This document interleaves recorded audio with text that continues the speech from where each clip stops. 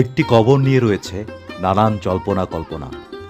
বলছিলাম, পুরান ঢাকার নারিন্দাতে অবস্থিত খ্রিস্টান কবরস্থানের মধ্যে একটি বিশেষ সমাধির কথা। এটি মূলত কলম্বো সাহেবের কবর নামে পরিচিত।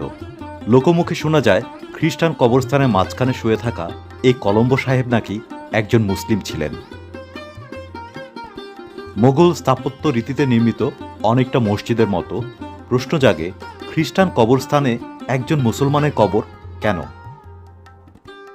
তবে ইতিহাসের এই প্রশ্নের কোনো উত্তর পাওয়া যায়নি।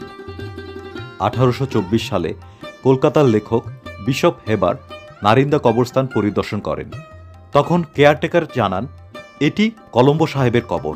তিনি ছিলেন ইস্ট ইন্ডিয়া কোম্পানির কর্মরত একজন উচ্চপদস্থ কর্মকর্তা।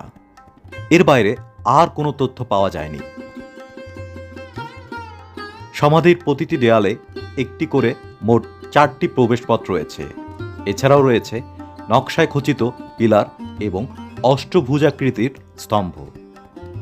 সমাধির ভিতরে রয়েছে মোট 3টি কবর। এর মধ্যে কোনটি কলম্বো সাহেবের কবর সেটি নিশ্চিত হওয়া কঠিন। তবে ধারণা করা হয় এখানে কলম্বো সাহেব এবং তার স্ত্রী ও সন্তানের কবরও রয়েছে। 1600 সালের দিকে এই কবরস্থানে যাত্রা শুরু হয়।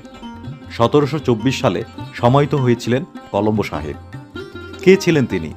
কেন তার কবর নামহীন? এই প্রশ্নের উত্তর ইতিহাস দিতে পারেনি আজও। টু দ্য ফোকাস মূলত তথ্য ও বিনোদনমূলক একটি ইউটিউব চ্যানেল। নিত্য নতুন ভিডিও দেখতে টু দ্য ফোকাস ইউটিউব চ্যানেলটি এখনই সাবস্ক্রাইব করুন।